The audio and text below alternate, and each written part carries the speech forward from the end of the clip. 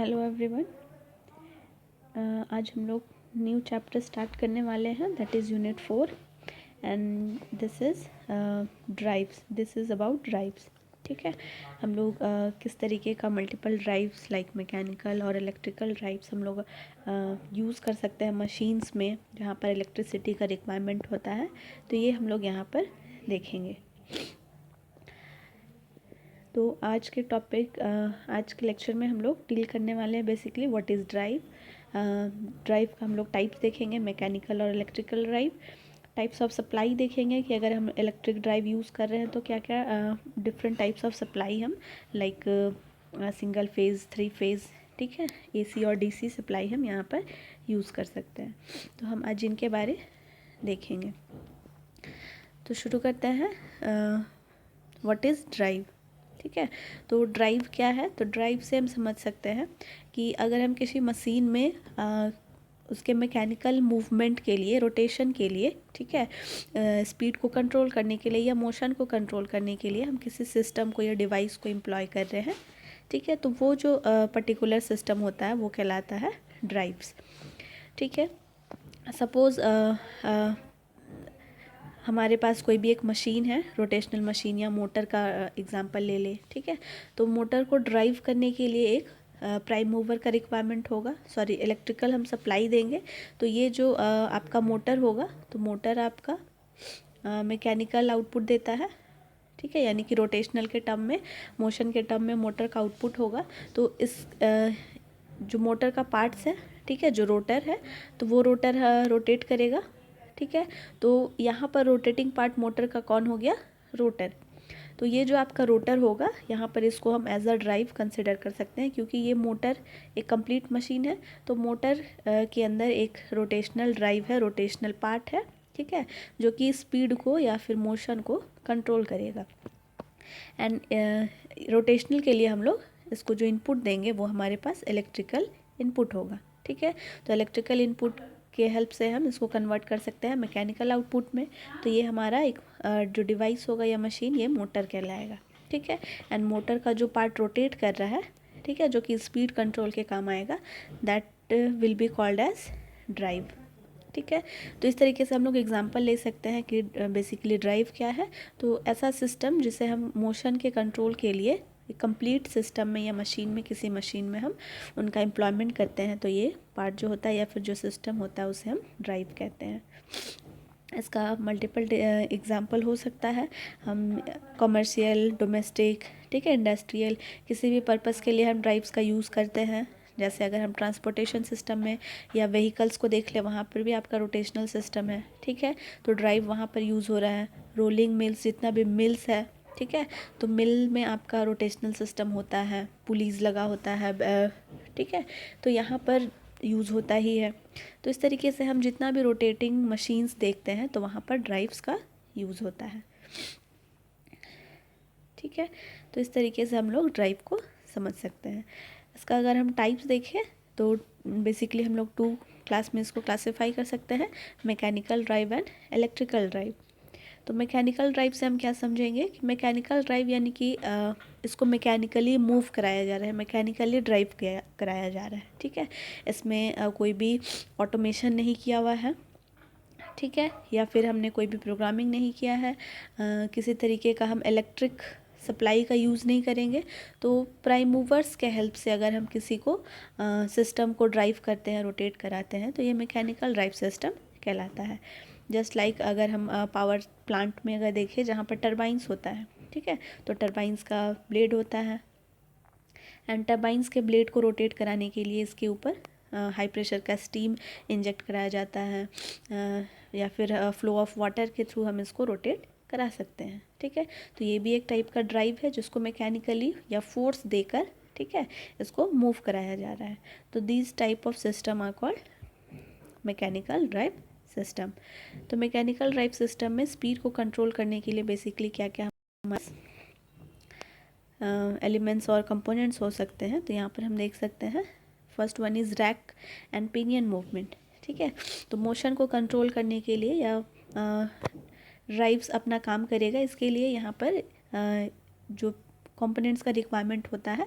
पहला हम यूज़ कर सकते हैं रैक एंड पिनियन मूवमेंट, ठीक है, जिसमें कि आपका एक गियर होता है एंड ये जो गियर होता है ये आपका इस तरीके का एक फिक्स्ड रैक होता है जिसमें कि आपका स्ट्रिप्स या फिर इस तरीके का टिथ बना हुआ होगा, ठीक है। यहाँ पे मल्टीपल टिथ्स हम देख सकते हैं। तो इस टिथ के ऊपर ये रोल करता है, ठीक है, एंड रोल करता हुआ ये मूव करेगा, रोटेट करेगा एंड आपकी स्पीड को ये कंट्रोल करने में काम आता है। तो हम इस तरीके का यहाँ पर कंपोनेंट एम्प्लॉय कर सकते हैं, ठीक है, किसी भी ड्राइव सिस्टम में। सेकंड कंपोनेंट यूज़ कर सकते हैं, दैट इज़ बॉल स्क्रूज़, ठीक है। तो नॉर्मल स्क्रूज़ आप लोग देखे होंगे जिसमें आप इस तरीके का शाफ्ट होता है एंड इसके ऊपर थ्रेड्स बना होता है, ठीक है। तो इस तरीके के स्क्रूज़ को हम फिक्स करने के लिए यूज़ कर सकते हैं, ठीक है। 2 पार्ट को फिक्स करना है या फिर रोबोट्स में अगर हम देखें, ठीक है, तो उसमें बहुत सारे पार्ट्स होते हैं, तो पार्ट्स को फिक्स करने के लिए, जॉइंट करने के लिए स्क्रूज़ का यूज़ किया जाता है। तो ये जो स्क्रूज़ जिसमें आपका थ्रेड बना होता है, ठीक है, जिसे हम नट के अलॉन्ग हमें इसे मूव कराना होता है, फिक्स करते हैं, ठीक है।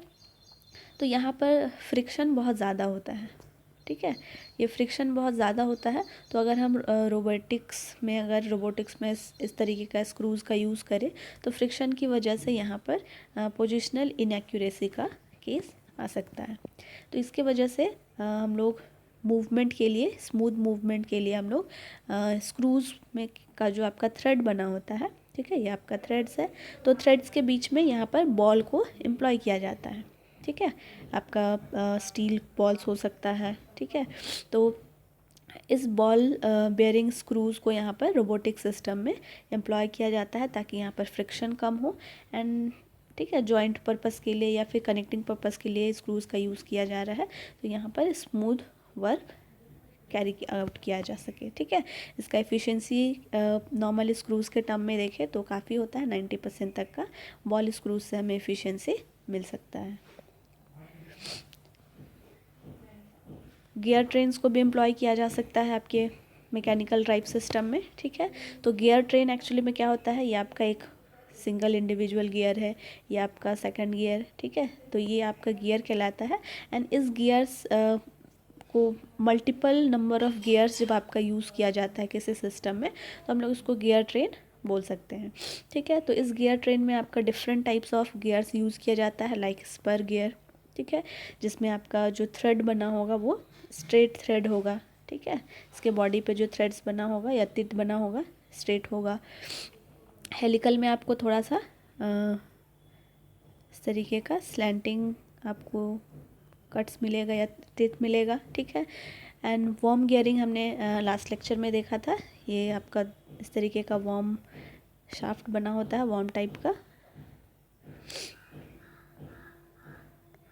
ठीक है, इस तरीके का वॉर्म शाफ्ट बना हुआ होगा, ठीक है। शाफ्ट के ऊपर इस तरीके का आपका गियर बना होता है एंड इसके ऊपर रोल करता है आपका सॉरी एक गियर होता है जिसके ऊपर, जिसके बॉडी पे अगेन कट्स होगा या तित होगा, ठीक है। तो इस तरीके से ये दोनों सेट आपका कहलाता है स्पर्म गियरिंग।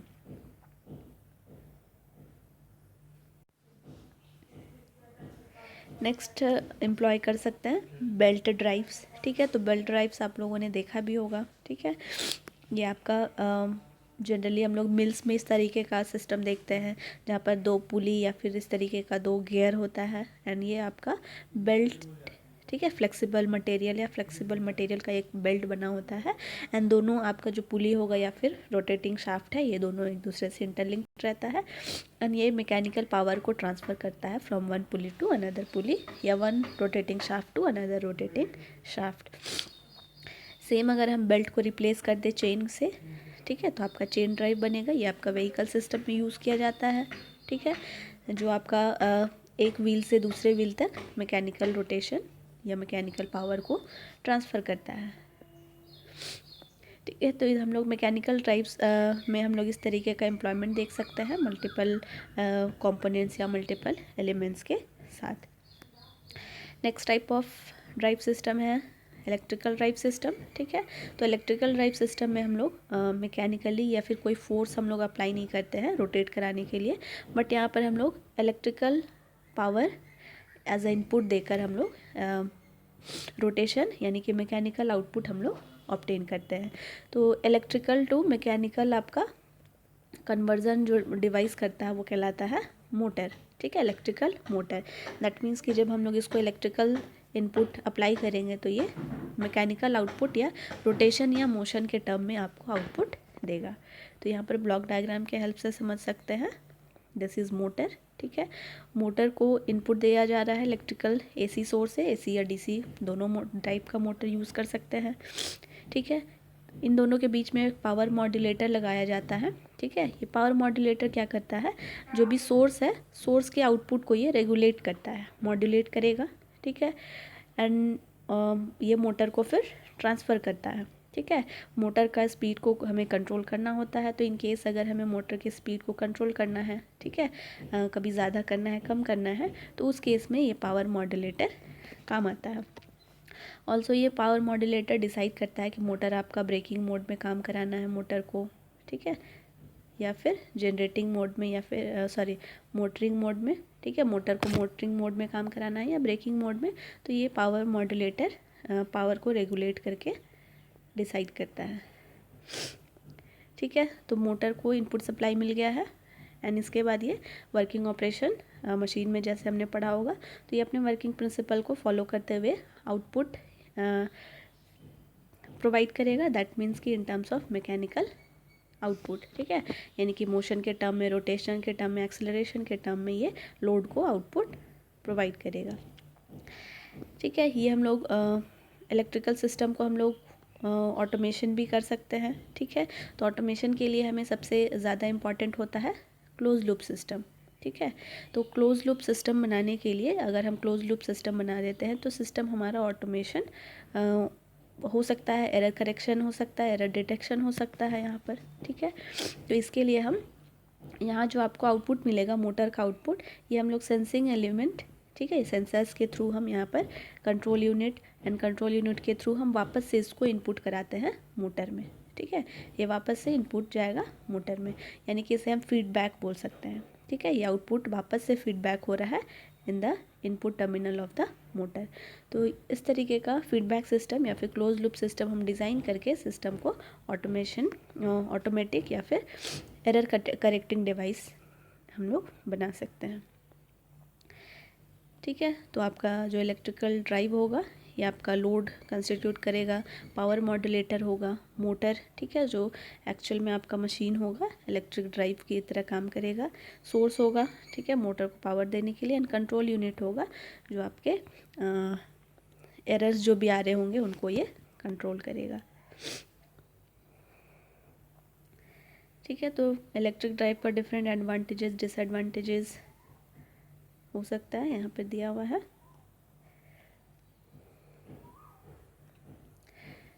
इलेक्ट्रिक मोटर्स को हमें अगर सेलेक्ट करना है, ठीक है, एज अ ड्राइव अगर हमें यूज़ करना है इलेक्ट्रिक मोटर्स को, तो हम लोग क्या क्या फैक्टर्स कंसिडर कर सकते हैं। तो सबसे पहला चीज़ है कि नेचर ऑफ सप्लाई, क्योंकि मोटर आपका AC as well as DC दोनों मोड में दोनों तरह का मोटर अवेलेबल है, तो हम लोग नेचर ऑफ सप्लाई के अकॉर्डिंग डिसाइड कर सकते हैं कि कौन सा मोटर यूज़ करना है। नेचर ऑफ द ड्राइव, ठीक है, nature of the drive that means कि ये आपका ग्रुप ड्राइव है या फिर इंडिविजुअल ड्राइव है, ठीक है। तो इस तरीके से हम लोग ग्रुप ड्राइव में आपका क्या होगा कि एक ही ड्राइव आपका मल्टीपल मशीन्स को ऑपरेट करेगा, एंड इंडिविजुअल ड्राइव जो होगा वो ड्राइव भी एक ही होगा एंड मशीन जिसको ऑपरेट करना है वो भी एक ही होगा। तो ये हम लोग नेचर और ड्राइव्स के अकॉर्डिंग हम मोटर का सिलेक्शन करेंगे। ऑब्वियसली कॉस्ट हमारे पास मैटर करेगा, capital and running cost low होना चाहिए, उसके अकॉर्डिंग हम सेलेक्ट करेंगे।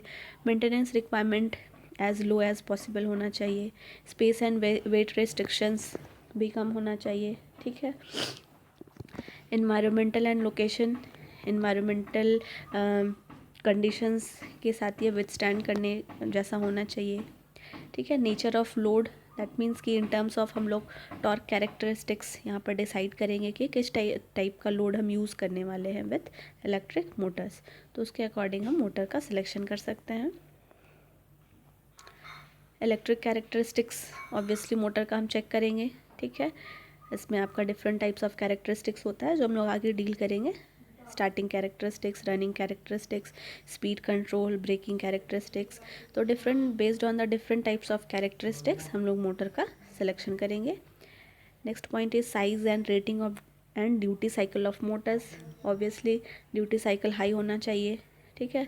साइज़ एंड रेटिंग हमारे कन्वीनियंट के अकॉर्डिंग, हम जिस तरीके का लोड यूज़ कर रहे हैं उसके लिए सूटेबल होना चाहिए, ठीक है। तो साइज़ एंड रेटिंग हम उसके अकॉर्डिंग सिलेक्ट करेंगे। And mechanical considerations, that means कि हमारा पूरी तरह से सेफ़ होना चाहिए मोटर को जब हम ऑपरेट कराएं। टाइप ऑफ एनक्लोजर्स, ठीक है, यानी कि जो आपका आउटर पार्ट होगा मशीन का, सपोर्टिंग पार्ट होगा, तो किस टाइप का एनक्लोजर है हम लोग देखेंगे आगे, तो वो टाइप्स ऑफ एनक्लोजर पे डिपेंड करेगा। टाइप ऑफ बेयरिंग्स कैसा यहाँ पर दिया हुआ है मोटर्स में, ठीक है। तो इन सारे पॉइंट्स को हम लोग कंसिडर करेंगे while selecting types of motor for electric drive, ठीक है। तो यहाँ पर हम लोग देख सकते हैं कि सारे के सारे जो हमने कंडीशंस ऊपर में पढ़े, तो सारा कंडीशन, सारा कंसिडरेशंस सेटिस्फाई होना पॉसिबल नहीं है, ठीक है। 100% आइडियल नहीं होता है कोई भी सिस्टम। तो इन केस, ठीक है, हम लोग फिर भी यहाँ पर 3 पॉइंट्स है आपको दिया हुआ है, तो ये 3 पॉइंट्स हम लोग एटलीस्ट सेटिस्फाई कराएंगे वाइल सिलेक्टिंग मोटर, ठीक है। Nature of mechanical and mechanical load driven, ये हम लोग ऑब्वियसली पता करेंगे। स्पीड और कैरेक्टरिस्टिक्स मैच करना चाहिए आपका मोटर एंड लोड का। And starting condition of the load भी मालूम होना चाहिए, ठीक है। तो इस बेसिस पे हम लोग मोटर का सिलेक्शन कर सकते हैं।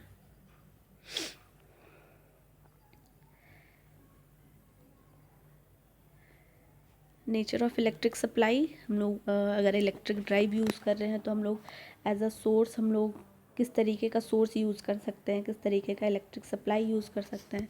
तो ये आपका मेनली 2 ही टाइप का सप्लाई हमारे पास अभी तक अवेलेबल है, AC एंड DC, ठीक है। तो AC एंड DC सप्लाई है। AC को भी आप 2 पार्ट में डिवाइड कर सकते हैं, सिंगल फेज़, ठीक है, एंड ये 3 फेज़। एंड DC आपका कांस्टेंट वैल्यू होता है, ठीक है।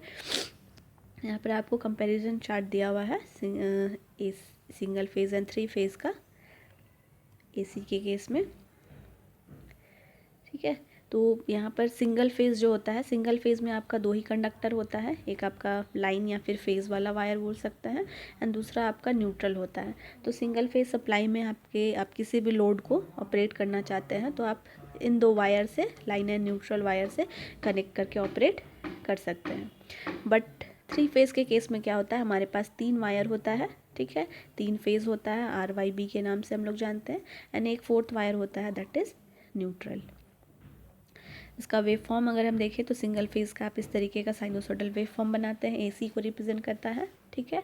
एंड यहाँ पे 3 फेज़ है, तो 3 फेज़ जनरली इस तरीके का, अगर हम एक रेफरेंस R को ले लें, ठीक है, तो दूसरा जो फेज़ होता है वो 120 डिग्री इलेक्ट्रिकल डिग्री का फेज़ शिफ्ट होता है। तो दूसरा फेज़ यहाँ पर आएगा एंड अगेन Y से 120 डिग्री, ठीक है। तो ये यहाँ से यहाँ 120 डिग्री का फेज़ शिफ्ट होता है।